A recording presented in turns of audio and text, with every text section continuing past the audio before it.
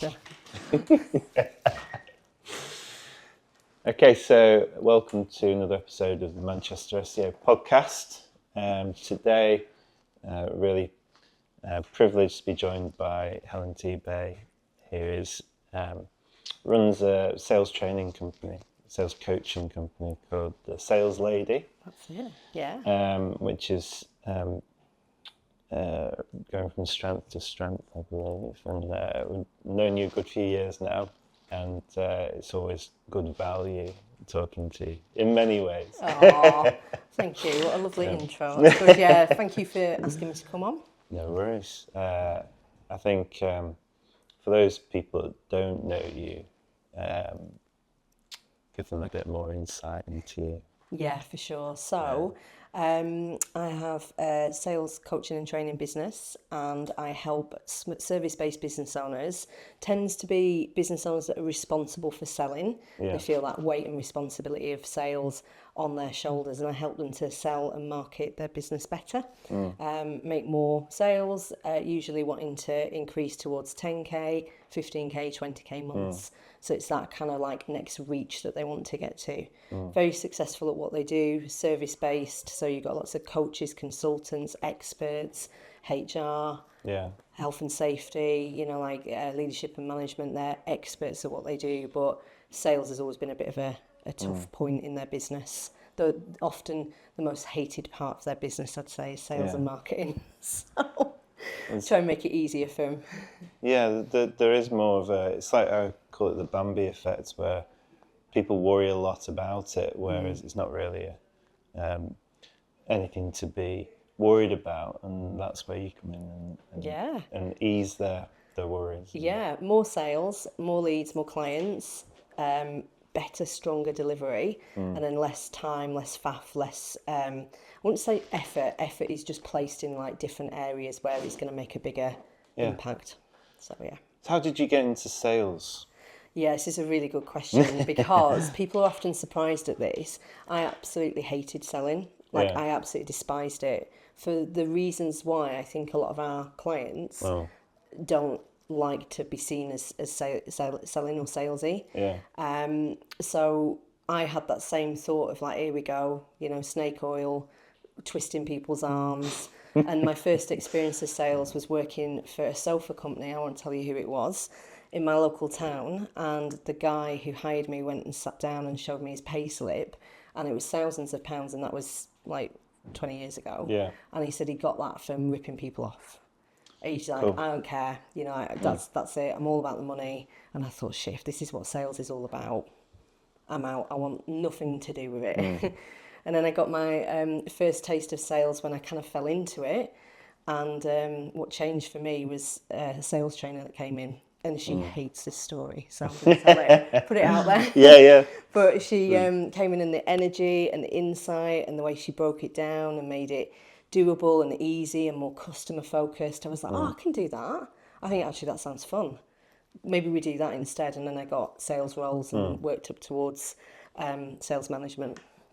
But I'm going to go completely off piece here with the plan of the interview, but I think I was in a similar situation where I was in recruitment, and I really struggled with keeping up with targets for calls in a day and things like that. My brain doesn't work that way.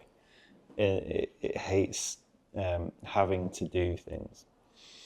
And then I moved away from sales and then got into the kind of the customer success, whatever that is. So basically the link between the client and the developers in the business. Yeah. And then you start focusing on value. Yeah. And I'm thinking, this is actually sales, but it's the value to the customer is, and if you focus on that rather than how many calls you got to make a day, then the deals become bigger and the impact's bigger as well, and it feels easier somehow. So this is one of the things that I really wanted to get across today for our audience, really, is if sales feels pushy, weird, icky like it did to me in the beginning and you, change the purpose of the calls, change the purpose of what you're doing. Are you trying to sell at people?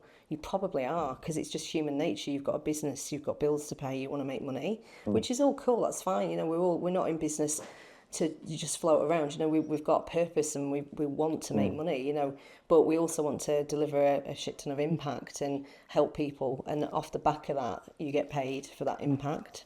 So I always think there's a direct correlation between the money that you can make and the value and the impact. If you're not creating any impact or value, you can't really make any money. But if you are making an obscene amount of impact and value, you've got to be okay with making more money, you know, like, because that's just comes hand in hand with it. And people often struggle with that. But value, impact, helping, sales focused, that's what I see it as.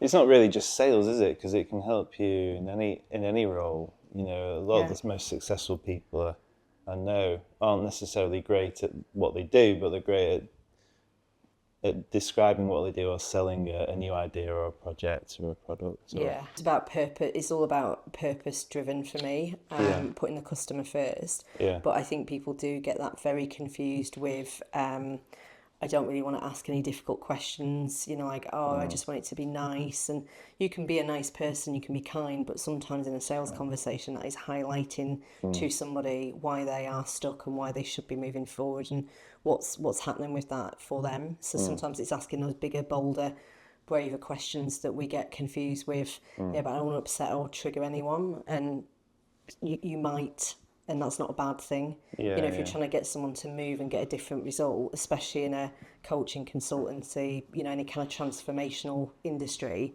the sales call can be quite transformational for people, even if they say no. You know, they can still have that like big shift. So for me, I think that's quite powerful. From like shifting from sales, selling something you do to someone versus helping them. You can help them massively, even if they don't buy from you. So that's like a big shift for me, and that's what made selling like easier. Yeah, it's that the solution sales. So, you know, finding what they want. How does what we have match that or provide or help them with what they're trying to achieve? You know? I love that. What so obviously been in sales a while. How do you feel like the sales industry has changed over the last that time? That's an open question that could really good question. Well, when I first started, it was very much like a still like that recovery from the 80s, 90s, the FUD, you know, the fear, uncertainty, doubt, like ask some strategic questions, but really coerced like customers into a corner to make them say certain things. We were still recovering from that, and that snake oil, like, jazz it all up, but underneath it's not really got much substance to it. So for me, I see it definitely moving towards consultancy, solution-focused, customer-focused.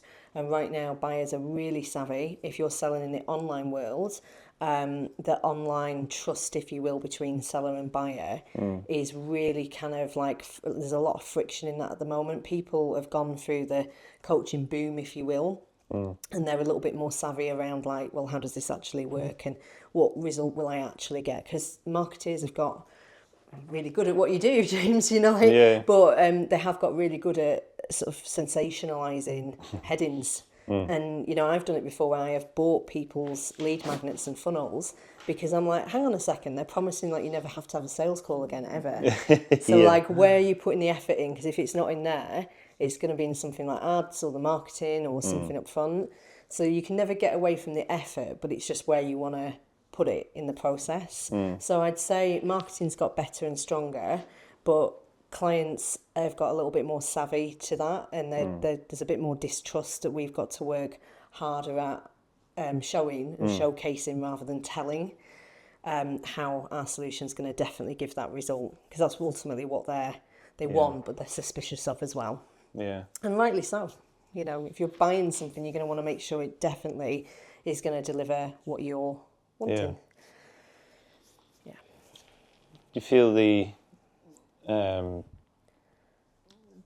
of the cold call has gone a little bit, or is cold calling even a thing these days? Does it work? You know? So we are dealing with a generation, unfortunately, that don't tend to value picking up the phone. You know, if they can do it on an app, they will. And so that conversational piece is missing, and it's a skill with resilience that, you know, unless you're doing it, and we're talking about doing it day in, day out, hundreds and hundreds and hundreds of calls, then you're going to get that resilience built up where it doesn't really matter the outcome. You're not so fixated on it.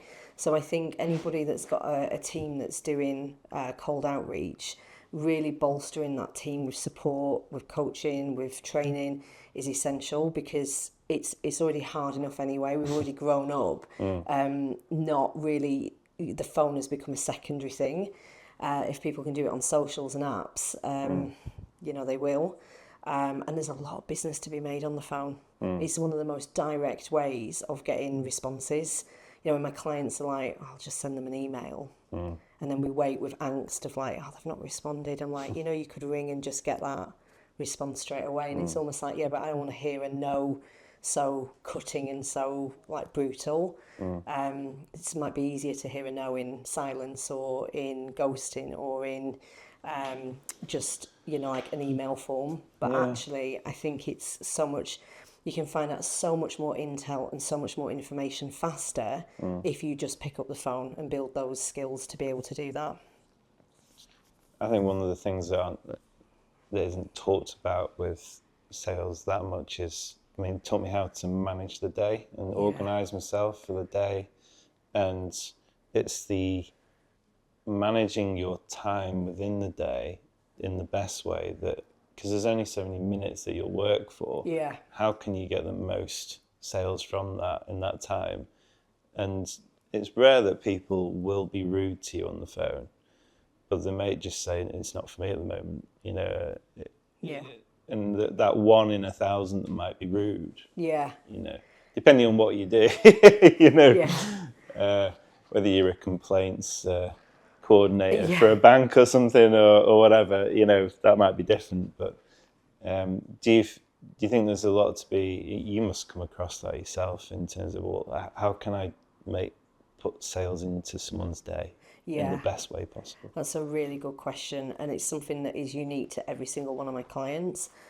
When they often fight against, I don't have time, I always ask them to just look at that and change the word time for prioritise. Like, why would you not prioritise the activities needed to give you more sales? And it's often because it's hard, I don't know what to do, I don't know what to say, I'm worried about the outcome, I'm worried about fluffing it up. And I'm like, you're going to say the wrong words for the first 30 calls that you make, the first 30 posts, the first 30 DMs that you send. You know, it's very unlikely in anything in life that you're just going to be able to pick up a tennis racket and serve multiple aces. You know, you have to go and practice 2-3 times a week. You know, you have to maybe have a coach. You have people that play with you, that push you, that, you know, and it's all that kind of habitual habits and doing an action and getting it wrong. So I think the first thing is uncovering why you're not prioritising it, and that can be a little bit of a bitter pill for people to swallow, because in their world there's lots of things that are pulling them in different directions, and it starts with a decision to prioritise certain tasks and know why those certain tasks feed into doing that, generating sales basically. The second thing that comes with that is choosing 2 to 3 strategies that work well for you. So if you don't like networking, why force yourself? I mean, it's one of the fastest ways to get sales. Anything face-to-face is, but why put yourself through that? You know, let's start with online networking maybe first, or let's start with sending some direct messaging. So all methods work. It's just choosing 2 to 3 ones that you could get on board with, that you could still be doing in 6 to 12 months' time. And it's prioritising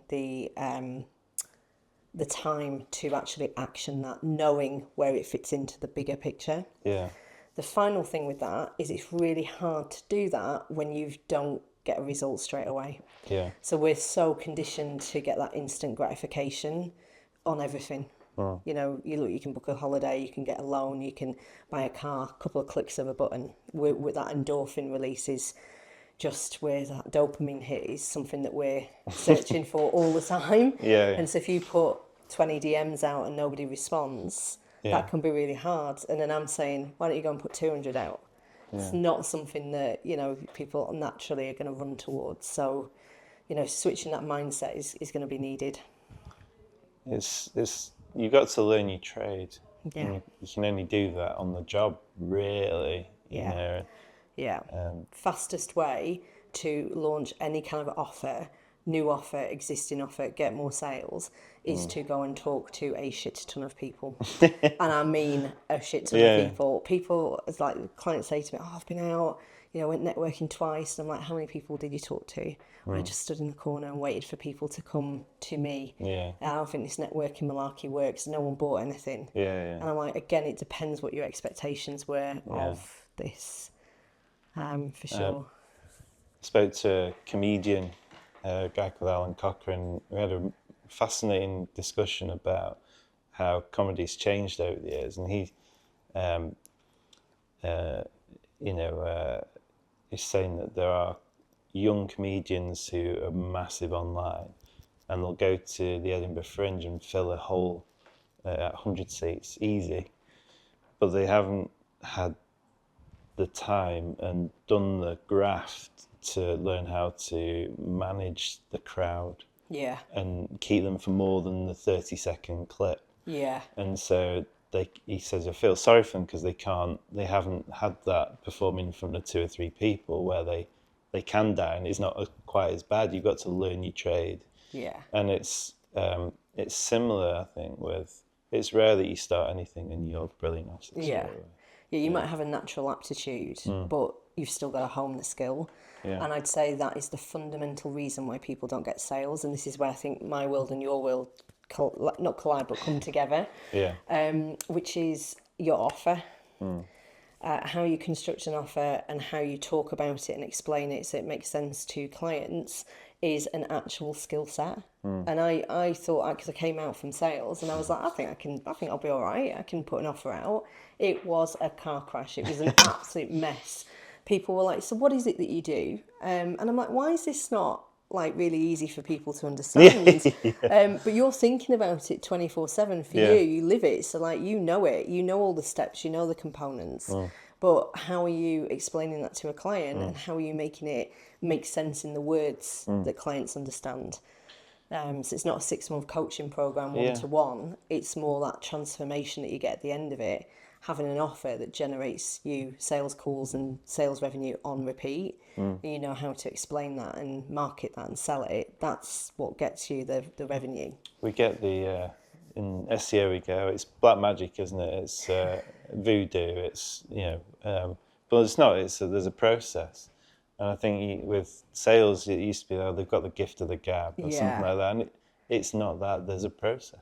And I think those people have just made a decision early on to kind of get, and I mean this in the nicest possible way, but kind of like get over themselves a little bit faster.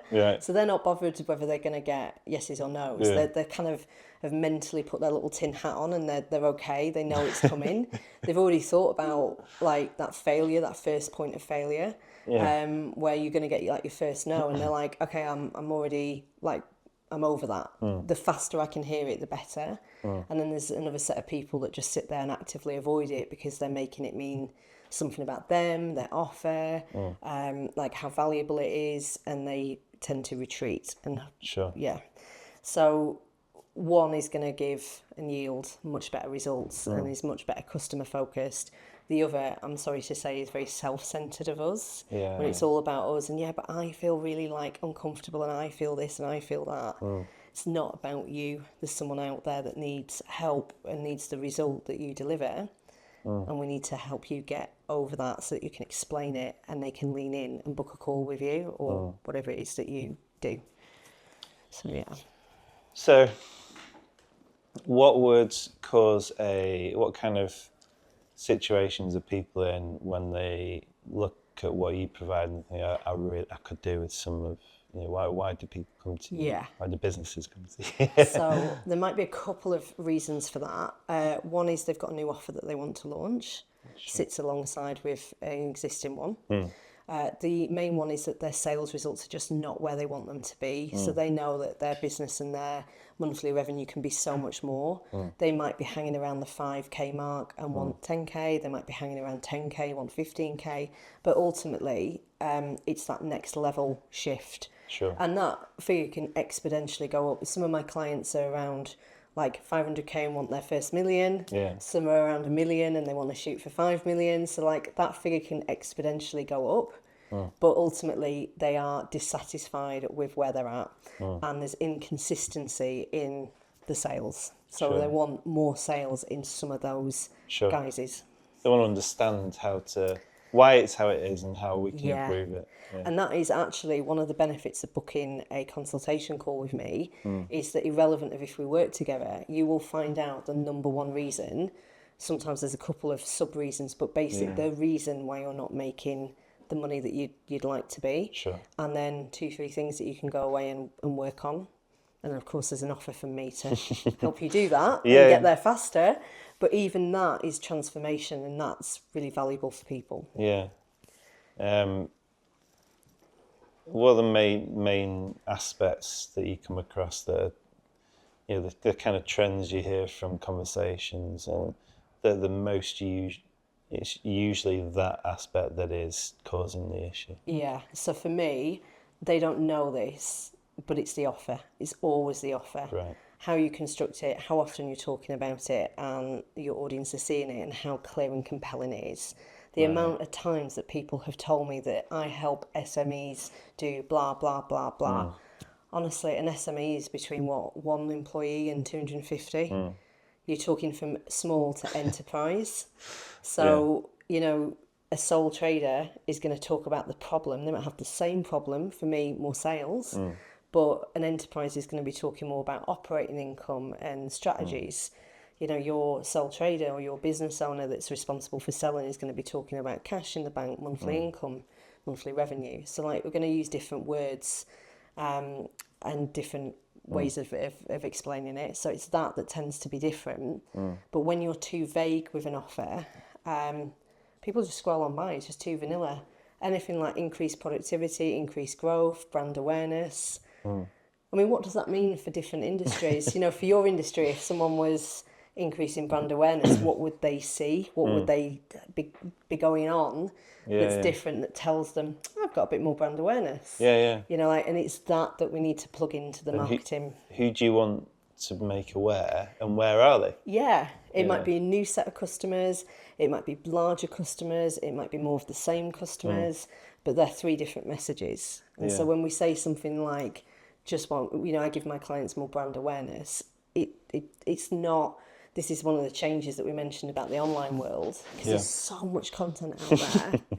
We've got to be uber specific, and it's having that willingness to go deeper and more specific with your offering. Because that's quite painful sometimes. I do get a little bit of resistance from clients when they're like, look, we've done the offer, why do we have to go back again? It's just with fresh insight. It's the same with content online. If it's confusing, it's not very clear, Google will be confused by it. It won't know what to rank you for, and it might rank you for 2 things that you don't want that page to rank for, and then one might be lower, and they both might be low. So it's really important to be very clear and like you say, with the offer and what it's all about. I've actually got a little exercise for the audience if you're up for sharing it. That'd be quite cool actually. So get your phone out and give it to somebody who doesn't really know what you do. So for example, my other half, Gary, sits in our house, he hears me, I talk about business all the time. His version of what I do is something to do with sales. So he was a good person to get, because he kind of didn't know any more than that. So get someone who doesn't know what you do in any great detail. Give them your social media feed and just do one channel at a time. So for me, my main platform is LinkedIn. For someone else, it might be Instagram or Facebook. So wherever you sell the most on socials, could be like an email list. But get them to spend, I'd say, 5 to 7 minutes, no more than that, scrolling through your feed. And they need to be able to answer a couple of questions. And I would write these questions down and give them to them. And they can just start filling in what they can see. And with fresh eyes, you're going to want them to try and get out very specifically who you help. So who's your audience? What do you help them with? So what's the problem? How do you help solve that? So what's your solution? What's your program or your offering? What kind of timeline does that happen in? How quick can they get that result? And what does that result actually what is it? What are you providing with them with that result?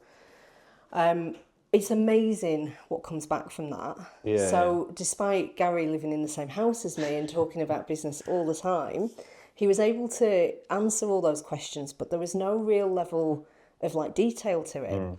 And he said, one thing I have noticed is you don't talk about your offer and you don't talk about who it's for. And I'm like, oh my God, like I know this shit. This is what I teach out. And I know it.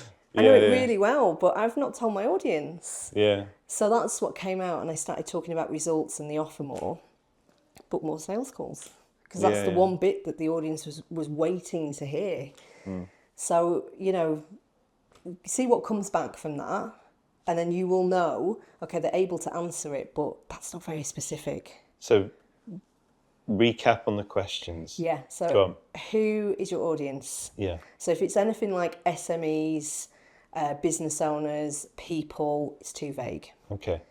So who's your audience, first one? Yeah. What problem do they have?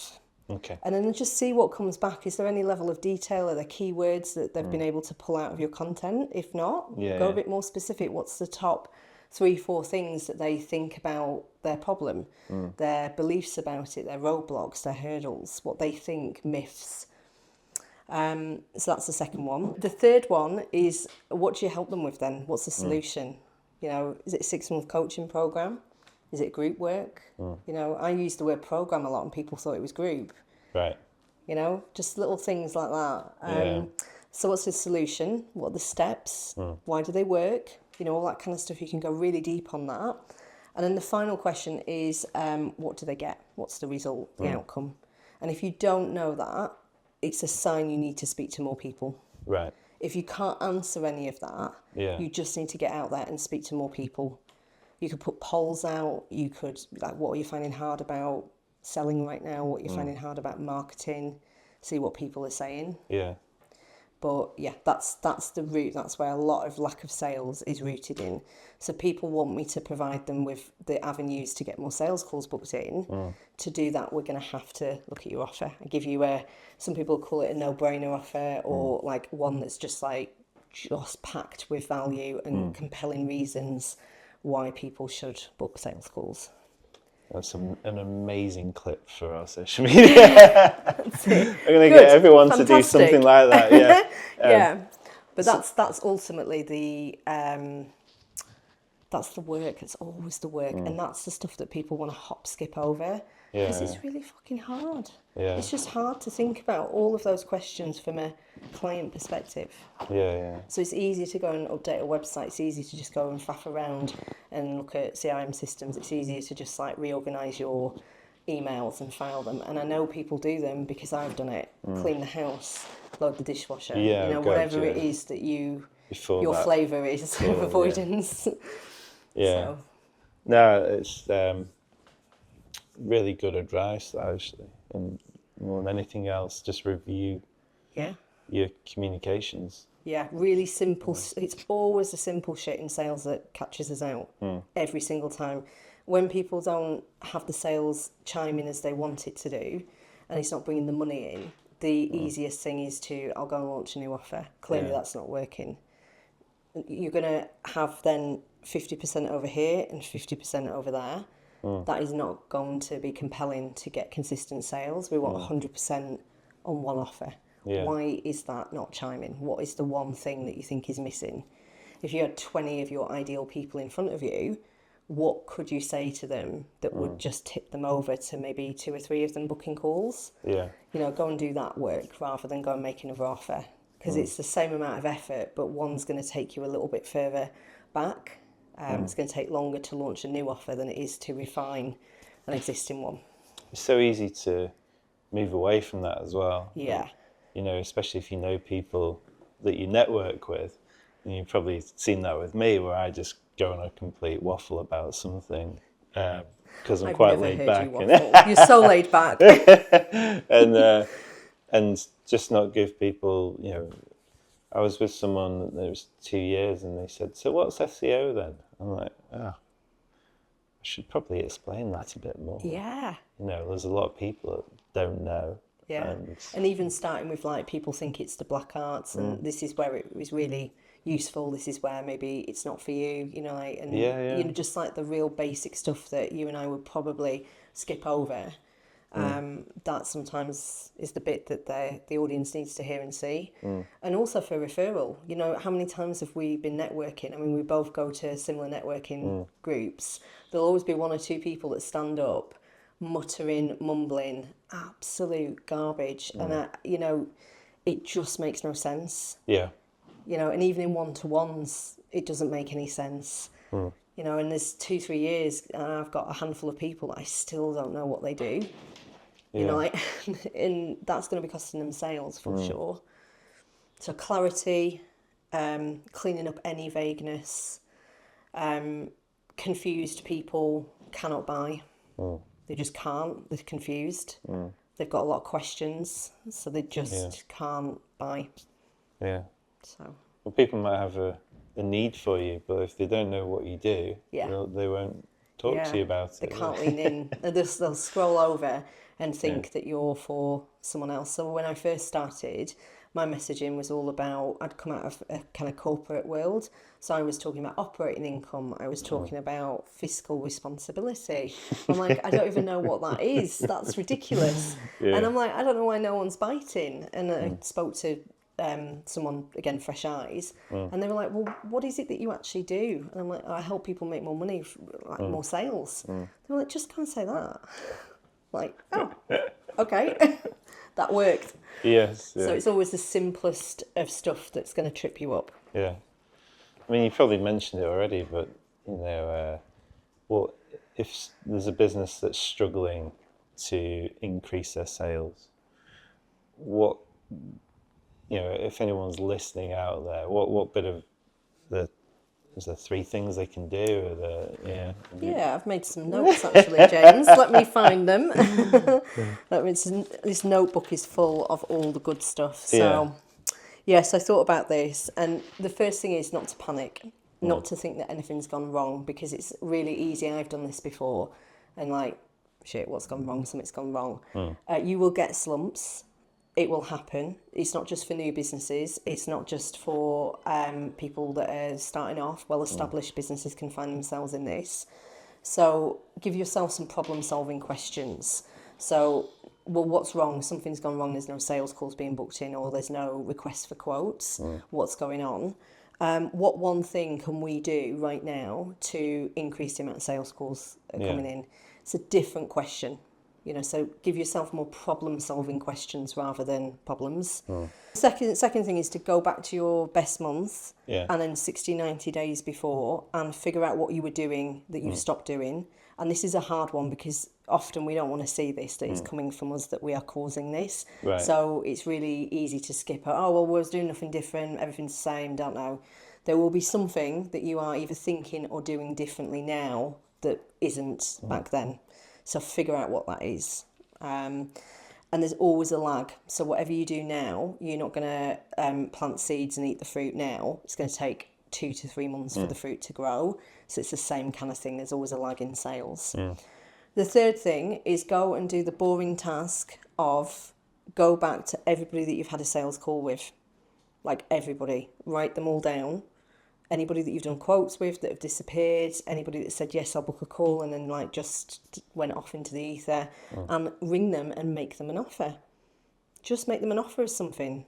Make them an offer of a call. Make them an offer of helping them with the one thing they're struggling with. What can you give them out of your assets that would be really helpful? Hey, you know what? I saw this. I remember last year you were really struggling with this. Just done a podcast episode with James. Thought this clip would be really handy for you.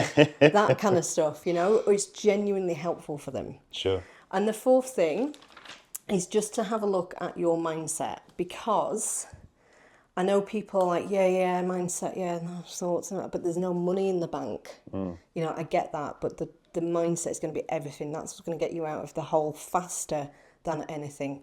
So very specific actions, very intentional, increased confidence, you will make more money that way.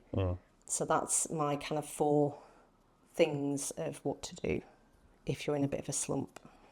And these are actionable things. These are things that I have done that got me an 18k month when I was at the the lowest. Yeah. It took me 3 months to do it, but I was at the lowest. I was like minus something. And then I've got up to 18k. And the thing that I stopped doing was networking. Right, yeah. It was the one thing, because I had a lot of anxiety at that time. Yeah. And I couldn't drive. Yeah. So I just shut off and I retreated. So I was still visible online, and I thought that was enough, and it wasn't.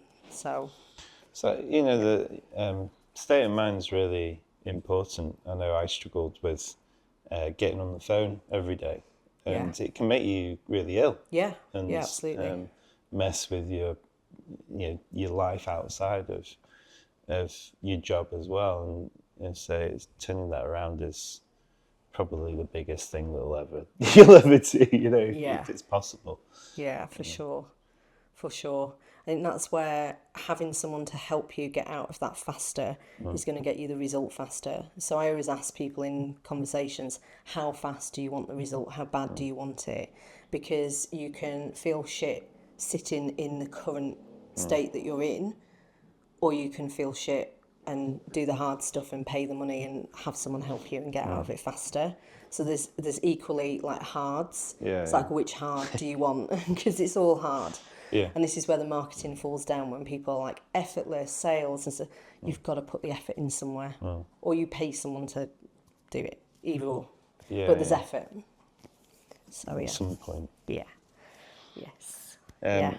In terms of being in sales now these days, are there any challenges now that what are the main challenges for you, do you think, at the moment? For me, so I would say a lot of people are talking about AI.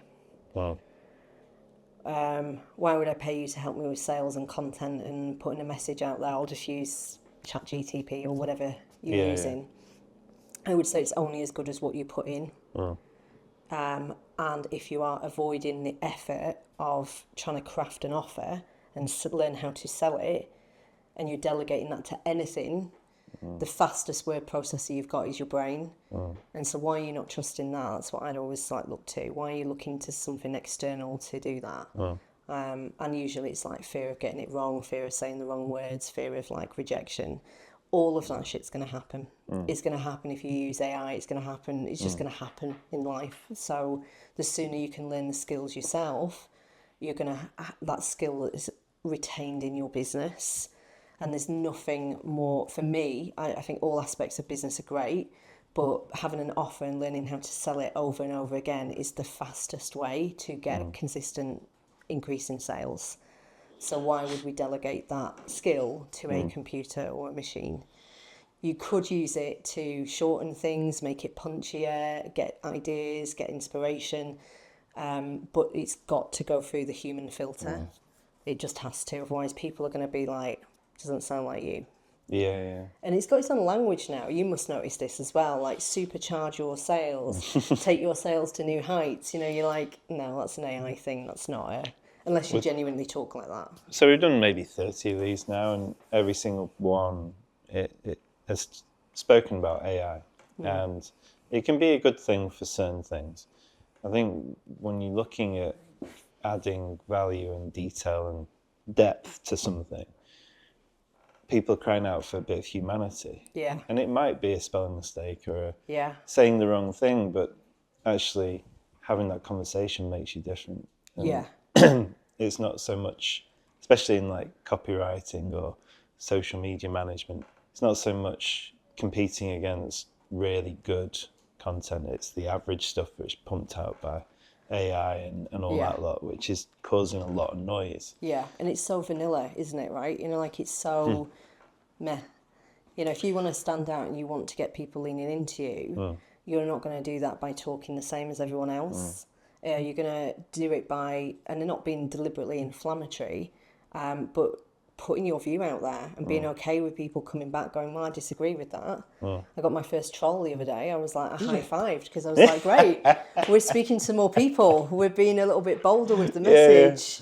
this is great. Whereas other people would be like, oh my God, I'm just going to retreat in because that's awful. Yeah. And, you know, I got called the worst excuse for a human being, and like, I'm everything that the sales, like, she hates in selling. And, you know, this is exactly, Really? yeah. And I was just like, okay, well, we've not got on the right foot, Yeah. have we? You know, like, that's okay. My name's Helen. Yeah. What's yours? And that's one in, I don't know, I can't remember how many thousands of people I've spoken to. Yeah.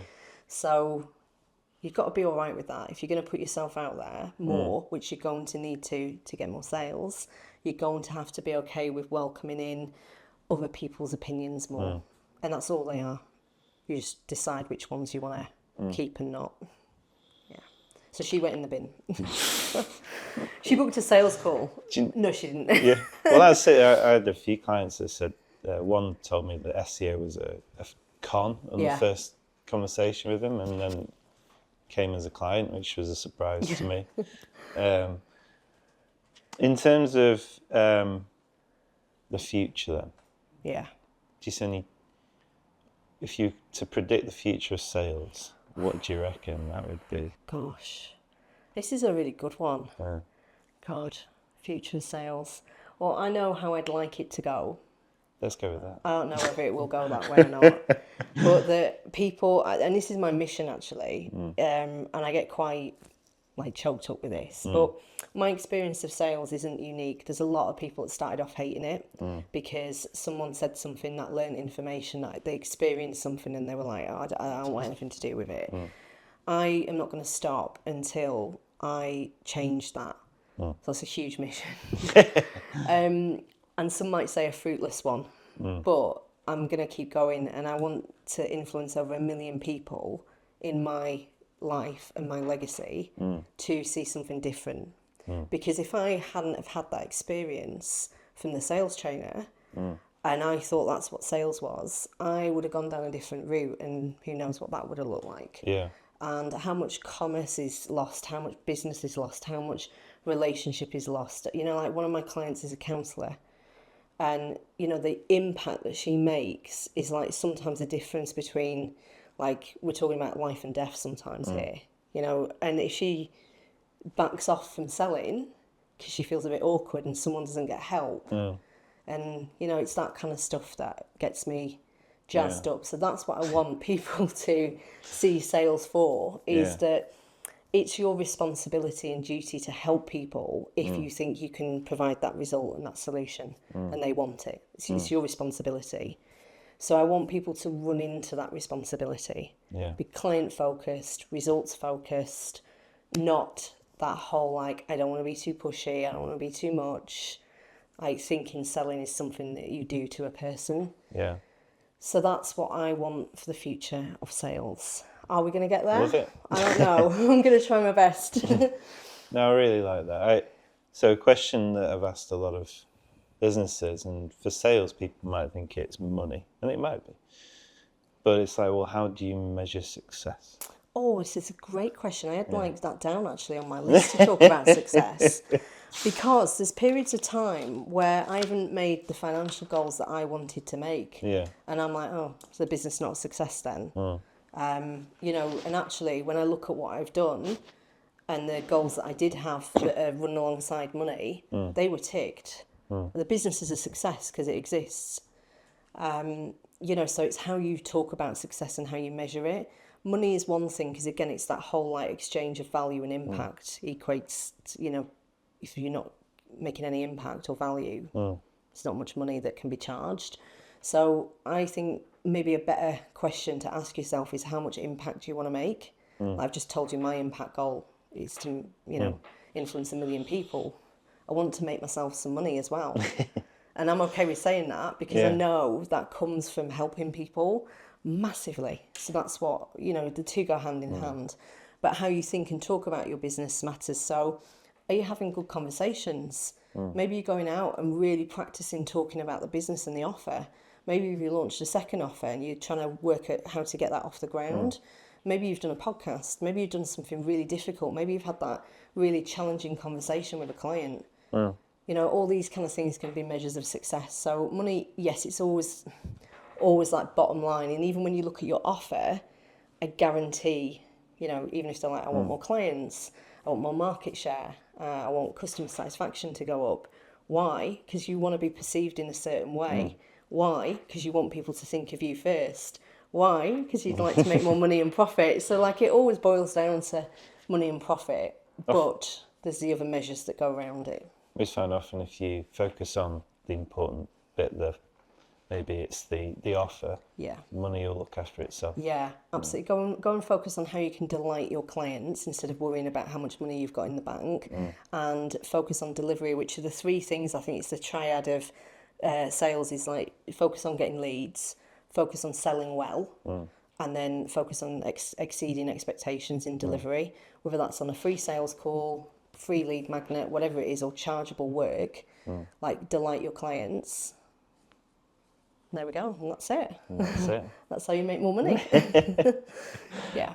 Sounds like a perfect place to stop. To end. Actually. Yeah, love it. Thank you so much, James. Thanks for coming. I know you've had a bit of a journey. Oh, I've enjoyed it. And Macclesfield's lovely. It is. Well, I don't know why I'm so surprised, but you're privileged. It's sunny. It's sunny in Macclesfield today, and that doesn't happen all too often. Sorry, Macclesfield.